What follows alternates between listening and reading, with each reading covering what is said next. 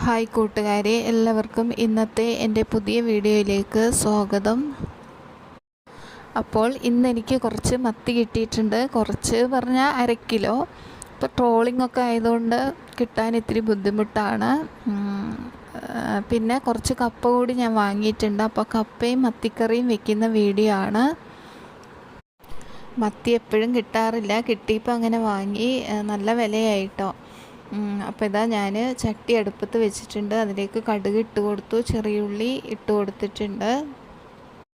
കുടംപുളി ഇട്ടിട്ടാണ് മീൻകറി വെക്കുന്നത്. എല്ലാവർക്കും അറിയായിരിക്കും. നമ്മുടെ ചില ഭാഗത്തൊക്കെ വാളംപുളി ഇട്ടിട്ടാണ് വെക്കാറുള്ളത്. തക്കാളി ഇട്ടിട്ടൊക്കെ വെക്കും.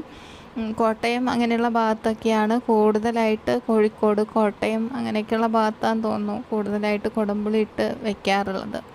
ചില ഭാഗത്തൊന്നും തീരെ വെക്കില്ല, അവർക്ക് അറിയുന്നില്ല കേട്ടോ.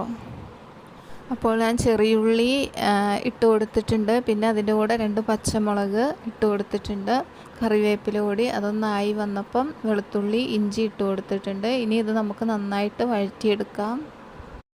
ഓരോരുത്തർ ഓരോ രീതിയിലായിരിക്കും വെക്കുന്നത്. ഞാൻ ഇങ്ങനെ ഒരു രീതിയിലാണ്, ഞാൻ സ്വയമായിട്ട് ഉണ്ടാക്കിയെടുത്ത രീതിയാണ് ഇട്ടത്. ആരുടെടുത്തും പഠിച്ചതൊന്നുമല്ല. അപ്പോൾ ഇതാ അതൊക്കെ ഒന്ന് ആയതിന് ശേഷം ഞാൻ മുളക് പൊടി, മഞ്ഞൾപ്പൊടി കൂടി ഇട്ട് കൊടുത്തിട്ടുണ്ട്. മല്ലിപ്പൊടി ഞാൻ ഇട്ട് കൊടുക്കാറില്ല കേട്ടോ. ചിലരൊക്കെ മീൻകറിക്ക് മല്ലിപ്പൊടി ഇടാറുണ്ട്, ഞാൻ ഇടാറില്ല. ഒന്ന് ആയതിന് ശേഷം അതിലേക്ക് ഞാൻ ആവശ്യത്തിന് വെള്ളം, നമുക്ക് എത്രയാണ് ചാറ് വേണ്ടത് അതിനാവശ്യമായ വെള്ളം ഒഴിച്ചു കൊടുത്തിട്ടുണ്ട്. ഇനി ഇത് തിളച്ച് വരുമ്പോഴാണ് നമ്മൾ അതിലേക്ക് മീൻ ഇട്ട് കൊടുക്കുന്നത്. അതിനു മുമ്പ് നമുക്കിതിലേക്ക് ഉപ്പിട്ട് കൊടുക്കണം, കുടംപുളി ഇട്ട് കൊടുക്കണം, പിന്നെ ഉലുവാപ്പൊടി. വറക്കുമ്പോൾ നമുക്ക് വേണേൽ ഉലുവ ചേർത്ത് കൊടുക്കാം. അങ്ങനെ അല്ലെങ്കിൽ ഉലുവ വറുത്ത് പൊടിച്ച പൊടി ഇതിലേക്ക് ചേർത്ത് കൊടുക്കാം. അങ്ങനെ ഇതെല്ലാം ചേർത്ത് കൊടുത്തിട്ടുണ്ട്. ഇത് ഒന്ന് തിളയ്ക്കാനാവുമ്പോൾ നമുക്ക് മീൻ അതിലേക്ക് ഇട്ട് കൊടുക്കണം. അപ്പോൾ ഇതാ നമ്മുടെ ചാറൊക്കെ നന്നായി തിളച്ച് വന്നിട്ടുണ്ട്. അതിലേക്കിതാ കഴുകി വൃത്തിയാക്കിയ മത്തി ഞാൻ അതിലേക്ക് ഇട്ട് കൊടുത്തിട്ടുണ്ട്. എന്നിട്ട് നമുക്ക് ഉടയാത്ത രീതിയിൽ നന്നായിട്ട് തന്നെ ഇളക്കി കൊടുക്കാം. ഇനിയിപ്പം നമ്മുടെ മീൻ വേവാൻ വേണ്ടിയിട്ട് ഒരു 10-15 മിനിറ്റൊക്കെ മതി.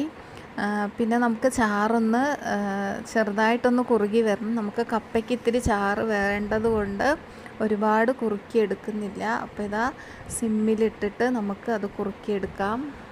അപ്പോൾ തന്നെ ഞാൻ കപ്പയും കൂടി ഇതാ കഴുകി വൃത്തിയാക്കി വേവാൻ വെച്ചിട്ടുണ്ട്. അത് വെന്തപ്പം തേങ്ങ, ജീരകം, വെളുത്തുള്ളി, ചുമന്നുള്ളി, പച്ചമുളക് ഇതെല്ലാം ഒന്ന് ചതച്ച് ചേർത്തിട്ടുണ്ട്. കറിവേപ്പില കൂടി ഇട്ടിട്ടുണ്ട്. ഇനി അതൊന്ന് ചെറുതായിട്ടൊന്ന് ആവി വരാൻ സിമ്മിലിട്ടിട്ട് ആവി വരുമ്പോൾ നമുക്ക് കുഴച്ചെടുക്കാം. അപ്പോൾ ഇതാ നമ്മുടെ കപ്പയൊക്കെ ഇവിടെ റെഡി ആയിട്ടുണ്ട്. അപ്പോൾ ഇതാ ഞാനൊരു മരത്തിൻ്റെ തവി കൊണ്ട് നന്നായിട്ട് തന്നെ ഇത് കുഴച്ചെടുക്കുന്നുണ്ട്.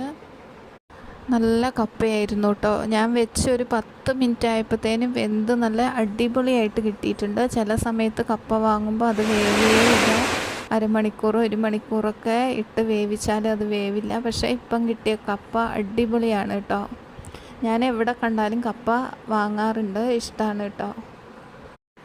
ഇന്ന് എനിക്ക് മത്തി കിട്ടിയപ്പോൾ ഞാൻ സാധനം വാങ്ങാൻ വേണ്ടിയിട്ട് കടയിൽ പോയപ്പോൾ അവിടെ അടിപൊളി കപ്പ ഇരിക്കുന്നു. അപ്പോൾ കപ്പയും വാങ്ങി. ഇതാ പുറത്ത് നല്ല മഴ പെയ്യാണ്, വൈകുന്നേരമാണ് സമയം, നല്ല മഴ പെയ്യാണ്. അപ്പോൾ ചൂട് കപ്പ വേവിച്ചതും മത്തിക്കറിയും അടിപൊളിയായിട്ടുണ്ടാവും കേട്ടോ. മഴ പറഞ്ഞാൽ നല്ല മഴയാണ് പുറത്ത്. സമയം ഒരു 5 മണി ആയിട്ടുണ്ട്. അപ്പോൾ ഇതാ ഞാൻ കപ്പ കഴിക്കാൻ വേണ്ടിയിട്ട് ഇതാ പ്ലേറ്റിലേക്ക് ഇട്ട് കൊടുത്തിട്ടുണ്ട്. നമ്മുടെ മീൻകറി അതിലേക്ക് ഒഴിച്ചു കൊടുക്കുന്നുണ്ട്. അപ്പം നല്ല മഴയും ഉണ്ട്. അപ്പോൾ സൂപ്പറായിട്ട് നമുക്ക് ഇപ്പോൾ കപ്പ കഴിക്കാം. അപ്പോൾ നല്ല മഴയുള്ള സമയത്തൊക്കെ ഇങ്ങനെ കപ്പ വേവിച്ചതും മീൻകറിയൊക്കെ ഉണ്ടാക്കി കഴിച്ചാൽ നല്ലതാണ് കേട്ടോ. എല്ലാവരും അപ്പോൾ ഇതൊന്ന് ട്രൈ ചെയ്ത് നോക്കണേ. അപ്പോൾ എൻ്റെ വീഡിയോ ഇത്രയേ ഉള്ളൂ. വീഡിയോ ഇഷ്ടമായാൽ ലൈക്ക് ചെയ്യാനും ഷെയർ ചെയ്യാനും മറക്കരുത്. കൂടുതൽ വീഡിയോകളായിട്ട് ഞാൻ വരുന്നതായിരിക്കും. എൻ്റെ ചാനൽ സബ്സ്ക്രൈബ് ചെയ്യാം.